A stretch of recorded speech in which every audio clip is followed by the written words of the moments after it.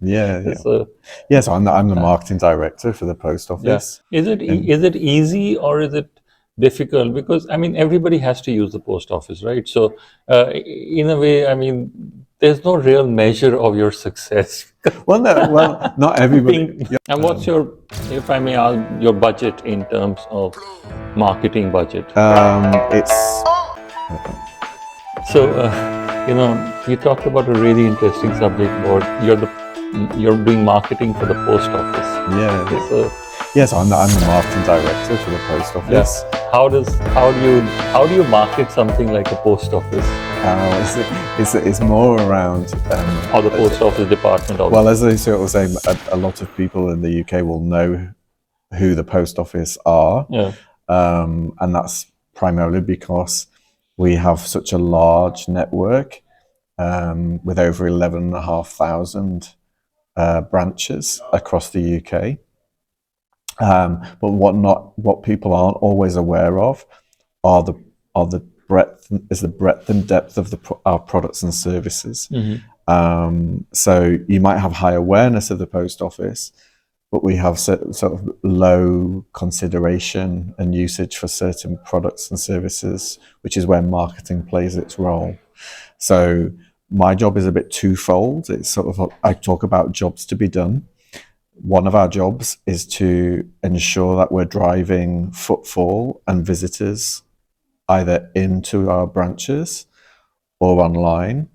And the other job to be done is to drive more customer value through and more customer profitability through cross-selling and upselling the range of products and services that we have. So a good example of that is not everybody will know that we provide gadget insurance okay, or home insurance. Most people will know us to return a parcel. right. Um, Not everybody will know that they can. We also you can also withdraw cash or deposit cash at a post office. Particularly really relevant in certain areas where a bank may have had to close a branch. So small businesses rely upon us to deposit their takings and so on. So yeah, so I've got sort of this because of the breadth and depth of the products and services we have. Marketing plays a key role in. Is it easy or is it difficult? Because I mean, everybody has to use the post office, right? So, in a way, I mean, there's no real measure of your success. Well, no, well, not everybody. Being You're right. It's quite this. Not everyone has to use a post office, but more often than not, most of the population will use a post office at least once. And that, as I say, could be anything from returning an Amazon yeah, parcel, or renewing a driving license or renewing a passport. So because we're almost like a portfolio business.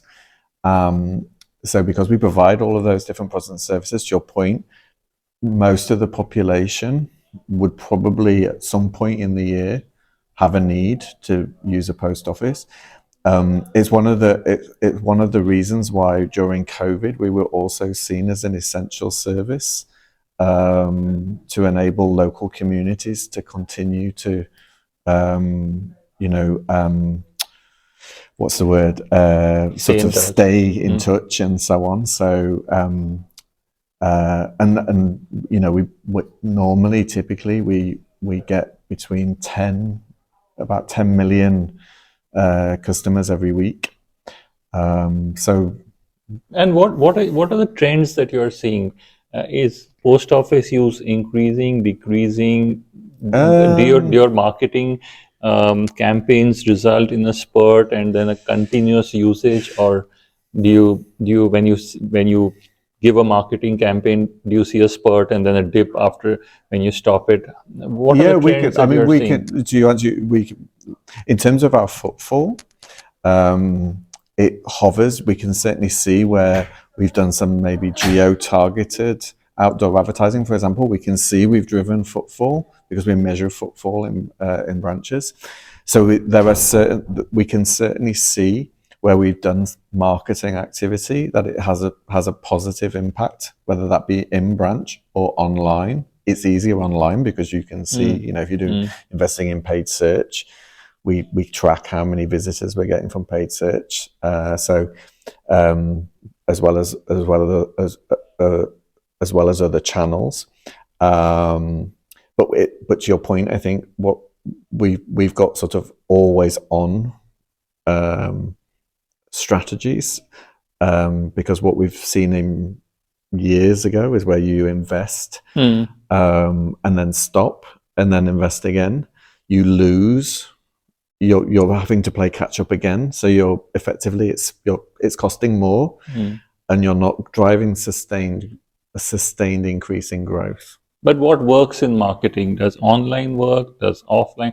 In your experience, like if you had a dollar to invest, like where would you put that dollar? Both work. It depends on who you're targeting, where they are, what channels they're using, and that's what we try to work through. Is for every challenge we have, we look at strategies to be able to work out, well, how do we sell more? Give me some real examples from your experience. So, for example, how do we have life insurance? We sell life insurance.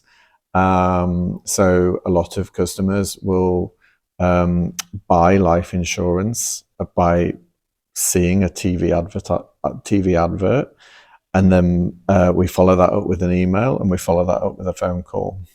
And that dynamic, we can see, we can sell life insurance. On the flip, for our banking services, my point around consideration and usage, not everybody is aware that they can withdraw or deposit cash at a post office. So we do geo-targeted campaigns where we know local bank branches have closed, and we do outdoor advertising. And in the past, we've done some door drops, and we do local events in order to capture the customer attention at a very local level and get them to consider using a post office to do what they were doing somewhere else before. But they're different. I think they're different strategies depending upon who the customer is, what's the proposition, and therefore what's the right channels to. And what's your, if I may ask, your budget in terms of marketing budget? It's not as much as probably what people will think. It's in the millions. Like 10 million, 100 million? Not, I can't give you the number because of confidentiality, but certainly in the millions. Above 50 million? I can't tell you. I can't tell you for your podcast. Okay. Well, pleasure speaking to you. Thank you so much. Thank you for giving us an insight into post office marketing. It's something no quite worries, unusual. No worries at all. Thank you. Nice to meet you.